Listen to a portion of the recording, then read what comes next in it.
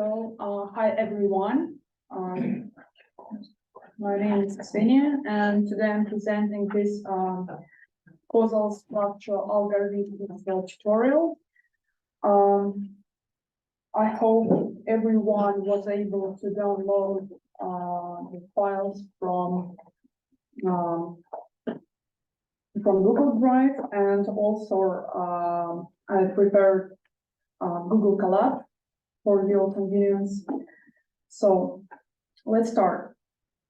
This is the plan for today. So in the first part, we will discuss some basic questions. So we'll start from the presentation, and then we will work a little bit with the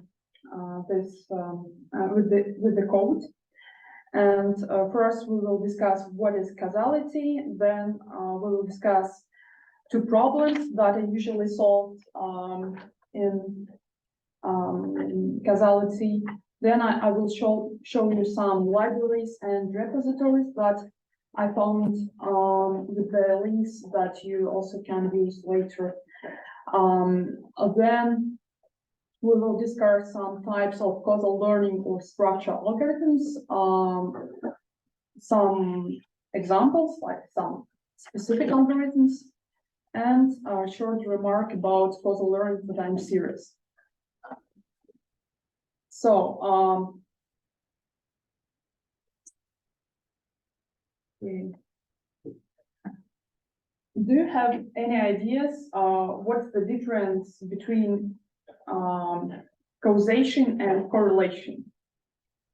Just before we, Devin, can you remove the bar there that closes your slides?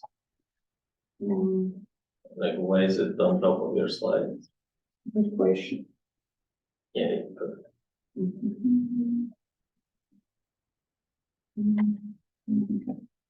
No, it just worked. No. Look at this. Perfect. Give it like that. Okay.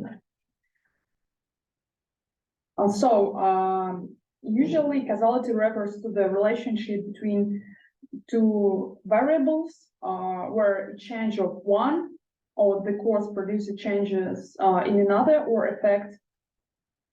And probably you know many popular examples that correlation is not causation.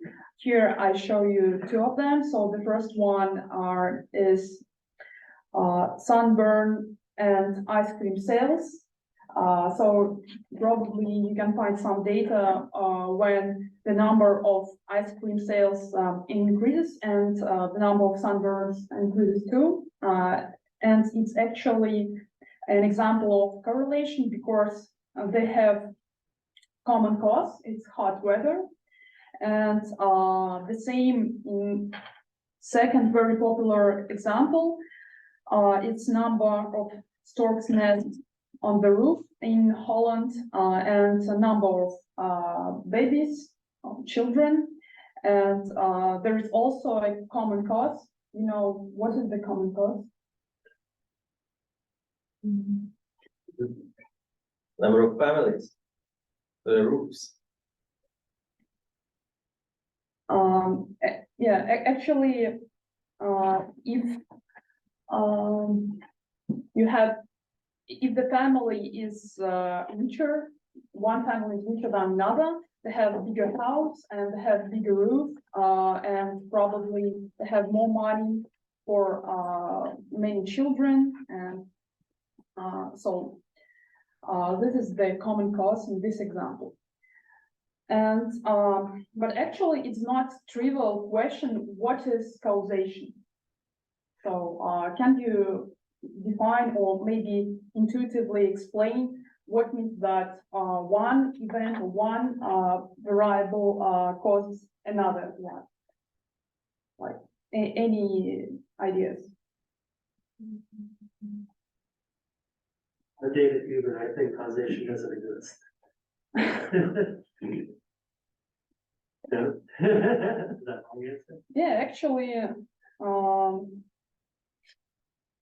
That's not true. It does exist, but it's not natural. Right? it does, of course. David Huber does.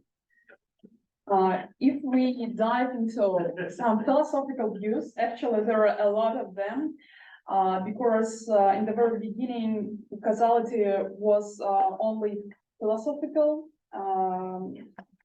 thing, and probably the most ancient ideas about causality comes from Aristotle, and it sounds for me like Aristotle thought about anything like about cause. For example, final cause, in his terms, it is a sense of life.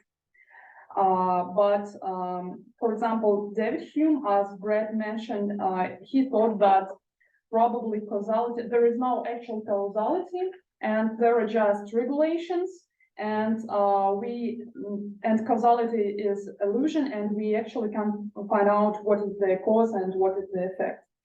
But now there are more actual theories like counterfactual theory, interventionist theory, probabilistic theory, or process theory. And for each of them, the main ideas are slightly different. For example, in process theory, it's necessary to have some certain like mechanistic process or physical process to explain that one variable is a cause and one variable is an effect. For counterfactual theories, it's actually about counterfactuals, and if event A had not occurred, event B would not have occurred either. This is the main idea for this kind of theories. For interventionalist theories, they usually work with the term of effect, and speaking about these theories, they're rooted in the experimental methods where you can do some interventions to manipulate the certain of causality. For probabilistic theories, the main point is that causes that causation is characterized in terms of probability rating relationships. But this is weird, they're all the same. I mean, like at least those three, counterfactuals, manipulations, and probabilistic, they're all saying the same thing, and I'm not sure process theory is probably the same as well, also probabilistic. No one is saying that it's deterministic. Like all of the three above, and I'm not sure about process, are happy with probabilistic effect, not like one-to-one. I'm not sure about, for example, counterfactual theories, because it sounds like if you haven't got A, then you won't have B. And for example, for interventionalist theories, it's okay when you have some kind of effect and you have many causes. And if you don't have one of them, the effect will be maybe slightly different, but you will still have this effect. Many causes, yeah, you will not have an effect from the one that you removed, but you will have from others. All of them apply. And probably, like I'm more reacting to probabilistic theory because counterfactual and manipulations, they're all probabilistic as well. Deterministic, especially when you're trying to reconstruct anything, determinism is not helpful then. I think here we come to the second. Can you talk about the other two, the remaining two, because I have no idea. Sorry, like what they are. Pluralism and dispositions. I honestly, I assume they are like pure philosophical, and I didn't find any ideas how to apply them to like the real life. But what are they? I can't read on the talks, I listen. Okay, so for example, causal pluralism is that there isn't one single unified concept of causations, and all concepts depends on the context. Mhm. So that's why, I'm not sure you actually can use it in mathematical terms. The next point I wanted to figure out is something about mathematical definition, because if we go from philosophy to algorithms, we have to have some definitions of what is causality, what is causation, what means that one variable causes another variable, another one. And I found two the most actual definitions. I think so. So there are interventional definition and counterfactual definitions. Actually, they are also pretty similar, as you can see. And the idea of interventional definition that so you have two variables x and y, and if we intervene to change x, and as direct consequence y changes, then x is causes of y, and this is definition in terms of do calculus. And counterfactual definitions is that we have we consider two hypothetical worlds. So in one we have value of x, like small x, and in another one we have different value of x. And if in these two worlds y takes different values, then x is cause of y. So this is the second definition. But actually, in real life, we don't have two worlds. We just have, for example, two groups. In one group, we have a treatment, and in another group, we don't have a treatment, but actually, we have different people in each group. So it's. But we assume the variables are the same. Or can assume. Yeah, right. Sorry, I don't follow why you're comparing like the hypothetical worlds to different groups, right? Because you still have, I mean, the counterfactual still holds in your different groups, right? It's just how you would apply, to a set of groups differently in one way, or you would have done it a different way, following how you're going to do the comparison. Yeah, I mean, according to definition, we have everything the same, but we have like in the multiverse two different actions. But in real world, we actually don't have. We can't change only something, only one variable. So you're talking about like an experiment, like if you know, this is the do this experiment with this control variable, and you do with this other value, that same variable with this group, is what you're saying. Okay. Right. So yeah, not strictly the same, I see what you're saying. Next point is actually in causality, people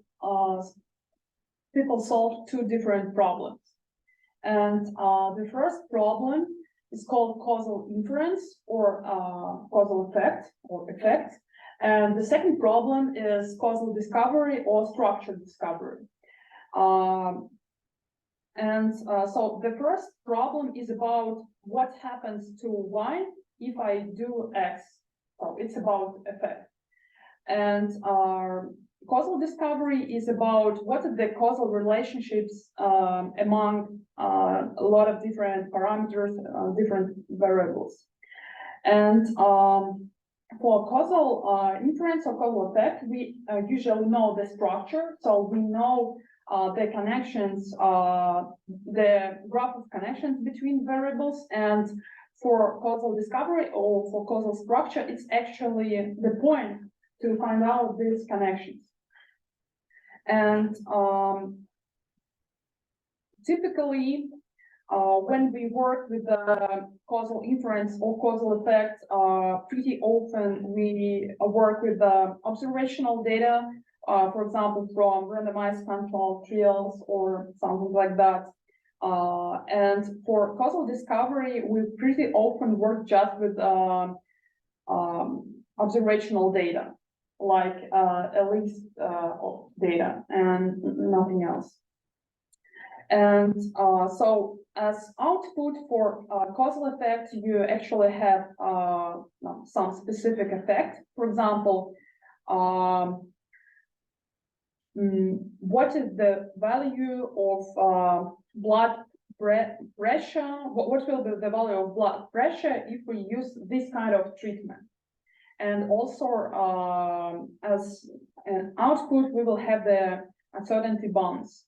And for causal discovery, we just have a lot of different variables like genes, for example, or activities of brain regions or something like that. And as an output, we usually have a causal graph or network. So the causal connection between them. Okay, so also in different sources, I found the most popular libraries and repositories for both of these tasks. These are the most popular repositories that I used for the first task for causal effect or causal inference. These are DoY, Causal ML, and actually Stats model is not a causal library, but they also have some tools for that. Causal Pi is in a better version, and so, for example, DoY or Causal ML are the most popular. It depends on your problem. And these are libraries and repositories for causal discovery. Actually, there are also lots of them. Some of them are originally on R language, and then they wrapped to the Python, and all of these repositories are for Python. And for example, PyCausal is a wrapper for pretty popular tetrad for causal discovery. VMLearn, it's pretty simple but well-documented library. Also, if you use, for example, this link or the documentation link are here on this slide, you can go through pretty simple but well-explained small tutorial about, for example, how you can find the causal relationships between four variables, like number, like if the weather is cloudy, if the grass is wet, if the sprinkler is off or on, and if there was a rain or not. And pretty interesting thing about this repository or this algorithm that the data set they provide is pretty small. And that's why actually if you use different methods, you will have very different, okay, let's maybe open this, very different results. Okay. Yes, for example, this is the example for sprinkler example. You have different experiments, like in first experiment, you have no clouds, the sprinkler is off, no rain, wet grass, etc., etc., etc. Can I interject? It's not an experiment, it's an observation. Right. And this is actually they said in this tutorial, they said that this is the causal graph you will have if you use this code. Of course, I checked this code, and actually I had the errors from rain to cloudy and from sprinkler to cloudy. I was really confused, but then I tried other methods. Here they provide like different methods with different scoring rates, and for some of them the result was correct, but that's not the main point of our presentation. PCAlg is the library actually for PC algorithm. I didn't work with Causal next, unfortunately, and for Causal Discovery Toolbox, Castle or Causal libraries, they actually have a lot of different methods, or almost all of the main methods from different classes. And I will have some examples from Causal Learn and Castle in the code. Okay, so now let's talk about different types of causal structure algorithms. Actually, my point here is that you can do different types of classification. So that's why my classification is not ultimate, but it's one of the classifications.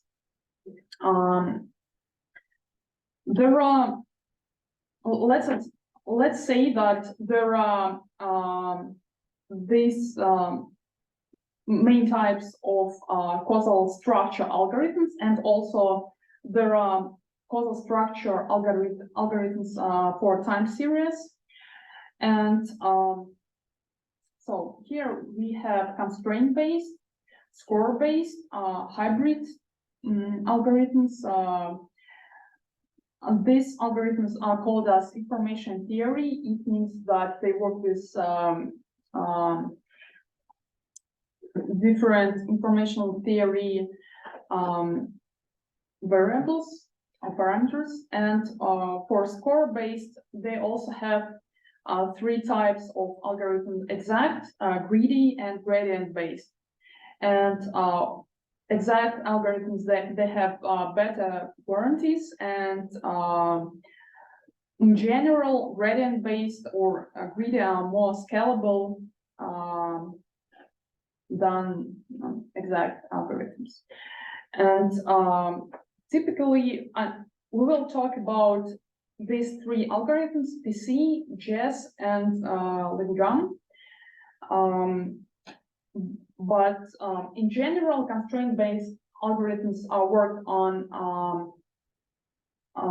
tests, and they usually start with the full graph, and then they do test for every two nodes or every two variables, and we throw out some edges.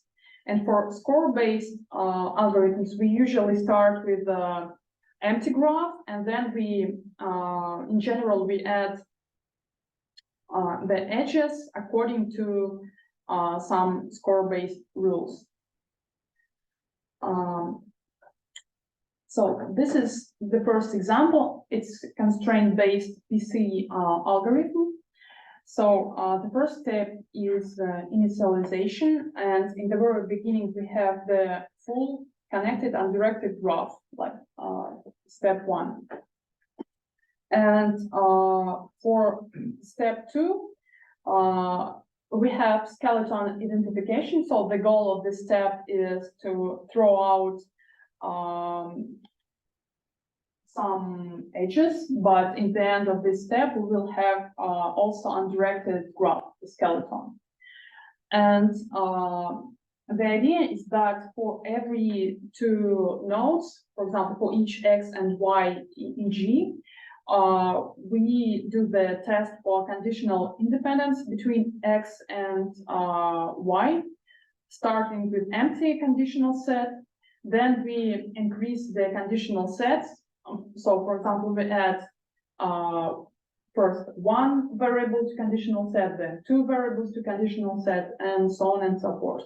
And if for any conditional set, these variables will be independent, then we remove the H between them and repeat for a larger number of variables in conditional set.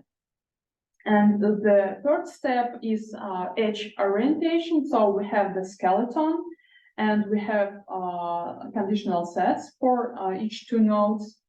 And then we have a bunch of rules. The first of them, and probably the main, is the V-structure collider orientation. And for these rules, if we have unshielded triplet X, Z, Y, and X and Y are not adjacent, so there is no H between them, and they're conditionally dependent given the set including Z, then we orient them like this. So the H will be from X to Z and from Y to Z. And we do this procedure for all these structures. And then we are trying to orient all the other edges. We avoid new colliders. So we know that we found out all the colliders. So, for example, if we have, like you can see this on this picture for step 3, if we have a collider and the H from Z, then usually we will have the arrow from the Z, because we know that we found out all the colliders. And also we avoid cycles for this method, and so on. So finally, usually for this method, we won't have all the edges directed. So this is the example from original Clark and Spice book. And as you can see, this is the true graph with the 5 directed edges. But in the end of this algorithm, we will have only 2 directed edges, and we won't know the directions of the others. Okay. The next algorithm I wanted to explain is JES. It's a greedy score algorithm, and we also can divide it on 3 steps. So the first one is initialization and scoring setup. For this method, in the very beginning, we will have an empty graph, so no edges. And we also have to choose the scoring setup. For example, often used Bayesian information criteria, this one, or Bayesian Dirichlet equivalent, or some other criteria. So it's how we calculate the score for each graph. And then we will have forward phase and backward phase. For forward phase, we add all possible edges, like 1 possible edges. And for example, if we have a graph with n nodes, then how many possible edges do we have?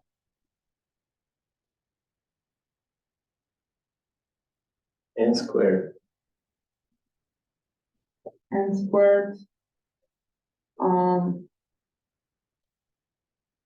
Probably minus n. I'm not sure if the self is possible here. Okay.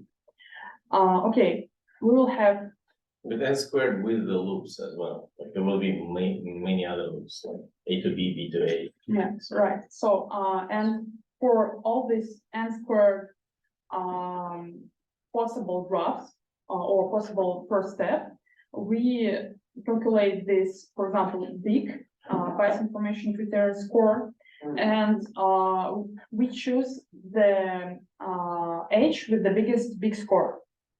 The, BIC. Huh? BIC? Yes.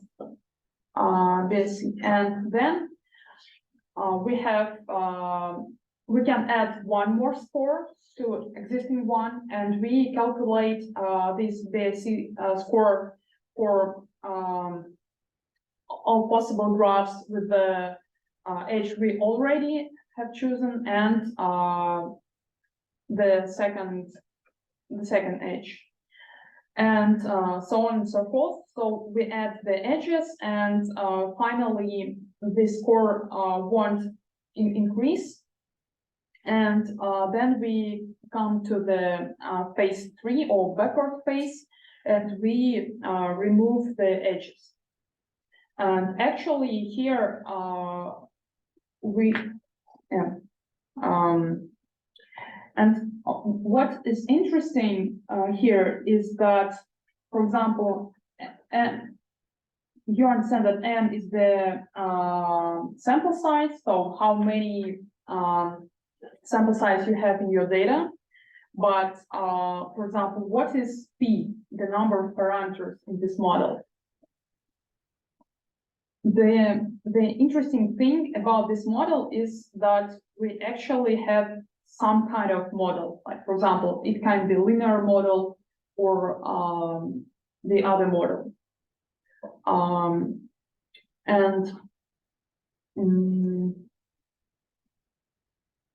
So also the result of this method depends not only from the type of score, but also from the model. And the minus of this method is that you use the greedy path, and it means that it's not always the optimal way, and you can come to the local minimum, for example, not the global one. The third example is Lingam, or linear non-Gaussian cyclic model. And actually, if we are talking about different types of models from here, so we also discussed with Sergey what types of models are there in general, and according to another classification, there should be a class of additional noise methods. And the main idea of these methods is that if you have Gaussian noise, then it would be symmetrical, and you can't use additional noise as something that helps you to find out the real causal relationship. But if you have non-Gaussian, so asymmetrical noise for your variables, then you can find out the causal relationships even for two variables. And so for Lingam, the main assumption is that you have non-Gaussian independent latent variables, and for this method, relationships are linear between them. And then you have two next steps. So can I interject here? I think an important point in two previous methods and with this method is identifiability. Given the data and given, say, scores, or given all of the constraints, can you identify your graph uniquely? In the previous methods, there is a thing that is called equivalence class. There is a set of graphs that you cannot distinguish. And they're giving you all the same score or the same constraints. For example, if you have only two variables, A and B, then A causes B and B causes A are indistinguishable in these paradigms. And with linear Gaussian, linear non-Gaussian additive model, like in Linga, every graph is identifiable. You can't find the exact solution if the assumptions of the model are satisfied. In the previous one, even if all of the assumptions of the model are satisfied, the equivalence classes, there are graphs that are causal relationships are different, but you will not be able to identify. And here, as you say, even with two variables, that's important because in the previous paradigm that was there for 20 years, no, at least since 92 to 2006 when Linga was published. The understanding was for two variables you cannot orient the edge, and in this in Lingam, not sure, but yeah, well, anyways, so at least identifiability here is much better. You mean the graphs and the equivalence class will also be identified? Equivalence classes are singletons. In the previous one, equivalence classes contain multiple graphs. In Lingam, one graph is different from another. You will identify that. Yeah. Yeah, just Yeah, so the second step is identifying component analysis, independent component analysis identification. And so you apply ICA to your data to find out the ICA components and to estimate the mixing matrix. And for step number 3, you determine the causal order using this mixing matrix, and you permute independent components for lower triangular mixing matrix, and all non-zero entries will be direct causal effects.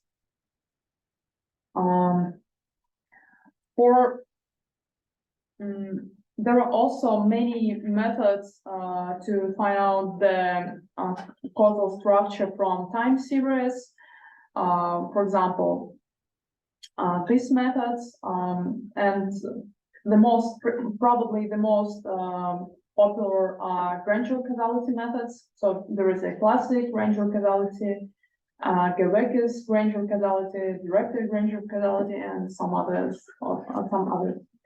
Also, there are frequency domain methods when you calculate the some spectral characteristic to, for example, find out the quantities of the directional flow of informational entropy or other methods.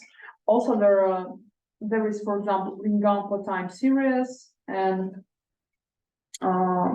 some model-based methods. For example, when you assume that you have some oscillating entities, and so there is some specific connection between them, like for dynamic causal modeling, which is often used in neuroscience. And so for most popular of them, for Granger causality, there are also 3 steps. So the first one is collecting the data and model time series. For example, here I have an example with the 2 variables x and y, and you build 2 models to predict the current value of y. One model uses only the past values of y, so this is autoregressive model, and for other model you uses past values of both variables y and x.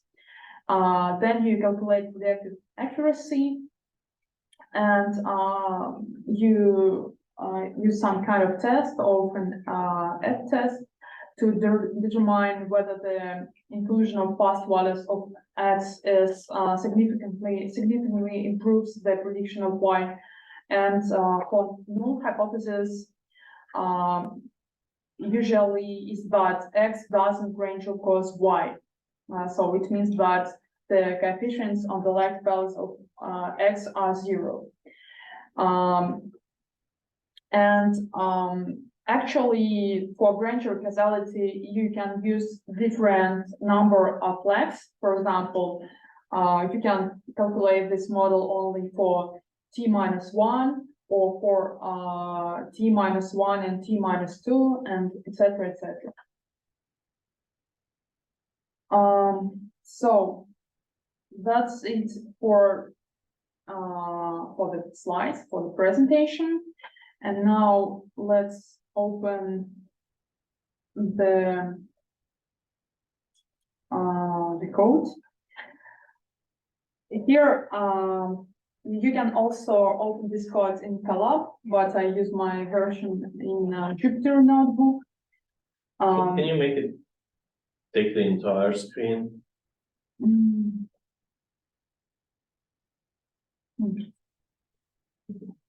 Okay. So here I have some examples for Causal library and Causal library. I found them the most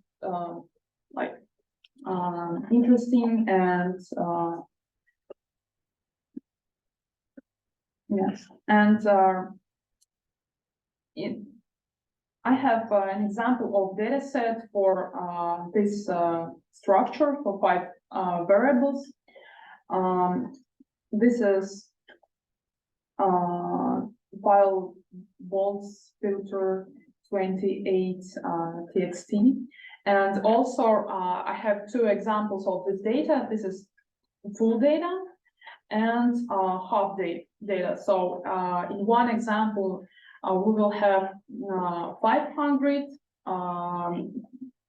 data points, and for another example, we'll have only 250 data points. And this is interesting that we will have different results. So the first is PC algorithm for causal law library, the full data. So you can run this example. And this is what we'll have. As you can see, not all of the edges are directed. So some of them are bidirected. As already said, we actually have an equivalence class or many equivalent directed causal graphs. But if we will use only half of the data, we will actually have slightly different graph, as you can see.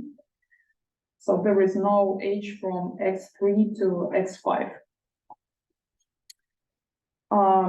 If we will use Jess algorithm or greedy algorithm, it's funny that we will have the same graph for full data that we had for half data for PC algorithm, and we will have even less edges for half of the data for Jess algorithm here. Also, there is Lingam algorithm implementation for the same library, but another type of visualization. It's adjacency matrix visualization, and same for full data and for half data. Does it generate the same graph as before, as GS? No, the right graph is true graph and the left is estimated. But yeah, and let's the next tricky thing is that if we use PC algorithm from another library, but for the same data that we used before, we will have slightly different estimated graph. So why do you think we have different graph for the same p-value and for the same data? The tests are different. The way that those two algorithms tested dependence may be different. Actually, the tests are the same, but the priorities of the rules are different. The order Right, the order.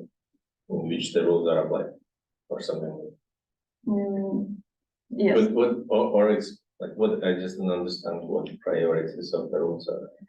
As you probably remember, for PS algorithm, we have a bunch of rules for edge orientations, and in different implementations, they might be in different orders. Okay. And in some libraries, for example, I'm sure that I know that in Causal Learn library, you can change the order of these rules.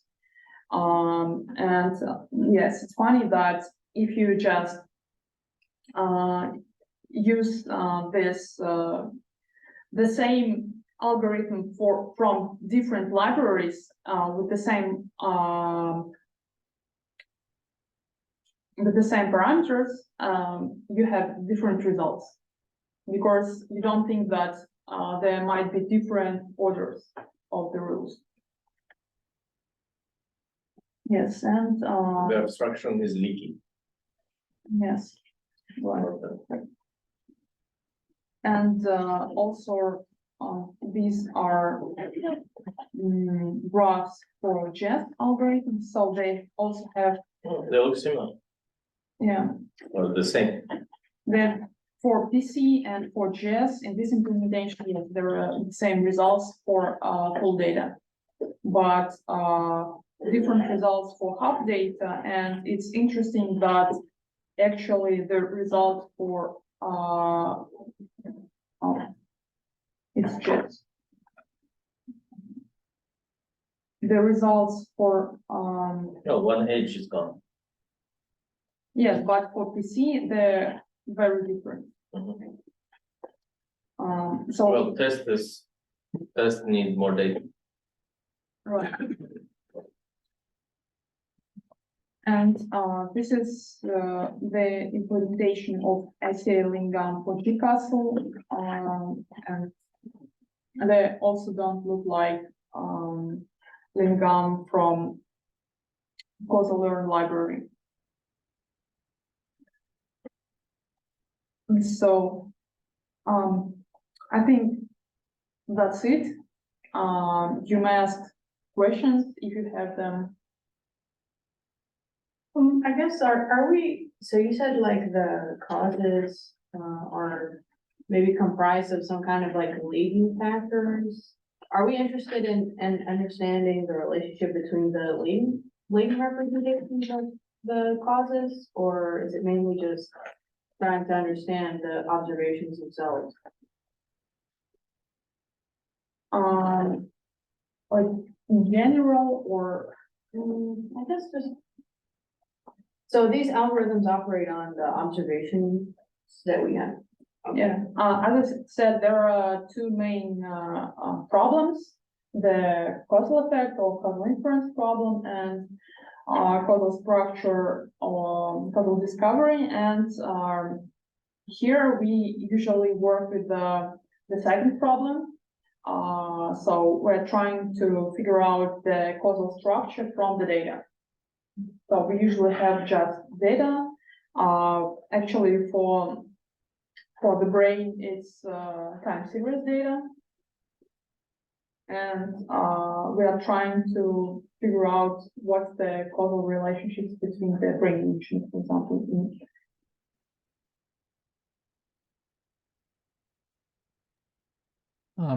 Hi, can you hear me? Yes. Yeah. I have a similar question. It wasn't clear for me in Lingam if you're running ICA and learning independent stuff, you couldn't, I guess, build a graph between independent things because they're independent by definition. So is it just using that to infer connections on the original space? Does my question make sense?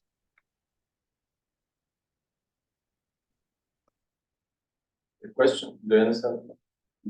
Not really. If the noises that you separated are independent, so Rogers assumed that you work with the Yeah, data. usually it's an assumption that noises are independent. Yeah, they must be independent. Yeah. But then you can look back at the original data where they're present or not, right? If they're independent, what graph we're constructing? So if the noises are independent. So you have two variables, A and B. They have mixture signal for A and a mixture signal for B. Then you run ICA and you get A noise and B noise, and they are independent. So there is no edge. Kind of like that. Where does the edge come from? If the noises after ICA are independent, meaning there are no edges.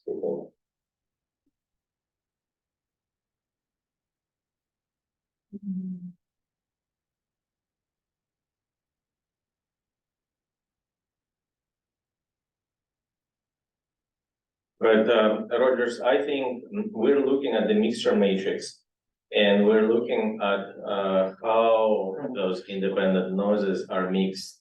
We can sort of trace the flow.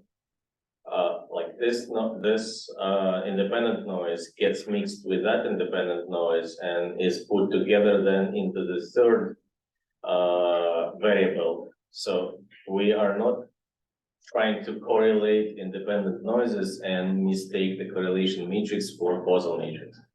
We're using that information that ICA extracts to topologically order those sources and get that direct acyclic graph in this sense. So think of more working with the mixture matrix after you've done ICA. Does it make sense, Rogers? I understand the part of working with the mixing matrix. You have on the slide. I still can't really wrap my head around the idea of linking independent stuff, finding connections between independent stuff. I feel like it would make more sense if it's like noises A and B are mixed together to give you observation 1, and then noises B and C are giving you observation 2, and so observation 1 and 2 are linked because they depend on the same B. I think that would make more sense to me. Well, that's what that it's a connection on the observation space, not that you infer through the mixing matrix, but it's still the graph is in the original space, not in the latent space. There is no latent space. There are variables, they are all observed, and you are connecting. Well, the noises are unobserved. Imagine that you have n variables, and each of n variables has a companion variable that only has one arrow from that companion variable to the variable. So those are the latent noises. They don't affect anything else but their own variables. So if you have A and B, just two variables, right? A has its own noise with an app. So you have 4 circles on the board. And 2 of them are the noises, and the arrows from the noises are fixed. They are to their respective variables that they affect. So after separation, if you detected that the noise that you know points to A is also detectable in B, but the noise that points to B is not detectable in A, that means A causes B, not the reverse. We need a board, I can explain, Yeah, so I think you're saying the same thing I said, that the link is in the original space. I know you Yes. think there's no space, but The the noises original are, variables are linked.